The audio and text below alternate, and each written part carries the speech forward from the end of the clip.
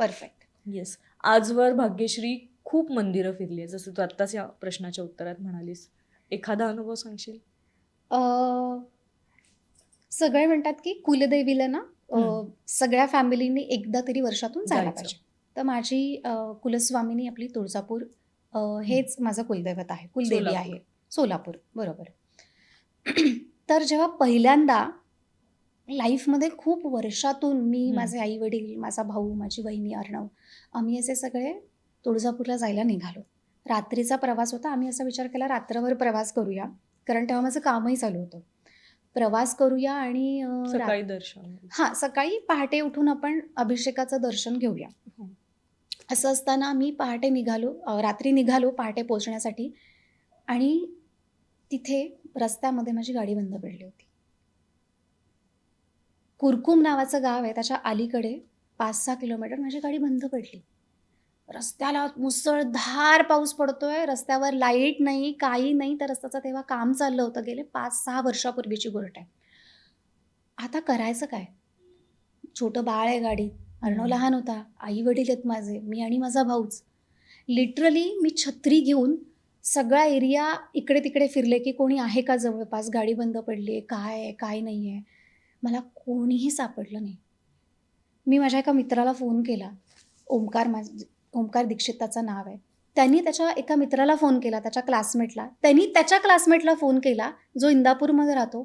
तो इंदापूरवरून उलटं कुरकुमला आला, आणि बरं त्याला काय सुचलं असेल माहीत नाही, तो त्याच्याबरोबर फिटर घेऊन आला, सगळं साहित्य घेऊन आला, आणि गाडी नीट केली. आम्ही तुळजापूरला व्यवस्थित पोहोचलो. ती बुद्धी त्याला दिली की सोबत असा. पण मी त्याला फक्त म्हणलं, अरे गाडी चालत नाहीये माझी, माहित नाही काय प्रॉब्लेम आहे, कळत नाहीये काय होतंय ते, टेक्निकल इश्यूज नाही कळून येत आपल्याला. पण त्याला असं कसं काय कळलं असेल की अरे आपण फिटर घेऊन जावा, आपण हे सगळं साहित्य घेऊन जावं आणि हे सगळं बरोबर ठेवावं. त्यांनी मोठ्या मोठ्या बॅटरीज आणल्या होत्या, लाईट नव्हती, हे त्याला सगळं कुणी सांगितलं? मला असं वाटतं हे देवाने सांगितलं ग. आणि मी तर सासवडची आहे. आमच्याकडून ज्ञानेश्वर महाराजांची पालखी सासवडला 2.5 दिवसाचा मुक्काम असतो. मी दरवर्षी न चुकता वारीला जाते, न चुकता मला माऊलींचं दर्शन होतं. मला असं वाटतं लहानपणापासून माझ्याकडनं देव करून घेतोय, लहानपणापासून. माझी वारी चुकवलेली नाही त्यांनी कधीच.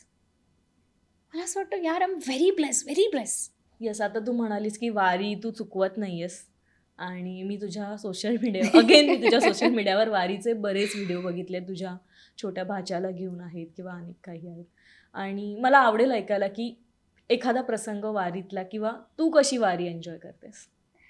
वारीला माहीत आहे, माझी आजी सांगायची मला की ती ना माझ्या पणजोबांच्या मांडीवर बसून ती आळंदीमध्ये जायची, आणि माझ्या पणजोबांनी माझ्या आजीला पसंत केलं होतं माझ्या आजोबांसाठी.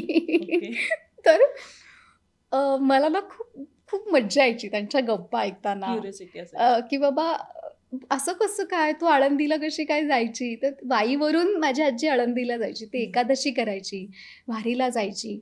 आणि मग इतकं मज्जा येते माहिती आहे वारीमध्ये. इतके लोक येतात, तुफानासारखे लोक येतात वारीमध्ये. पण तरीही ज्या ठिकाणी प्रत्येकाला वारीच्या दिंडींना असे घरं नेमून दिलेली आहेत सासवडमध्ये, प्रत्येकजण बरोबर त्या दिंडीमध्ये जातं, प्रत्येकजण त्याच घरात जातं.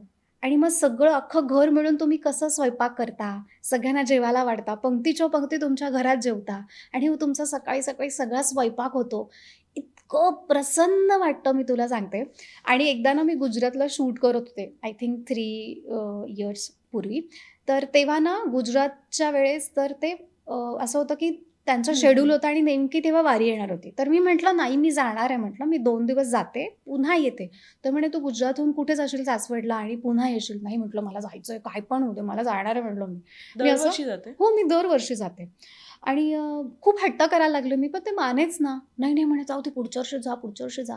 आणि तेव्हा सायक्लोन आलं. आणि ते येऊन धडकलं, कुठे गुजरातच्या तर इथे. गुजरातच्या इथे. आणि त्यांना शूट रॅपअप करावं लागलं आणि मी येऊन त्याच दिवशी येऊन मी घरी आले आणि लगेच मी सासवडला गेले आणि माझी वारी नाही चुकली.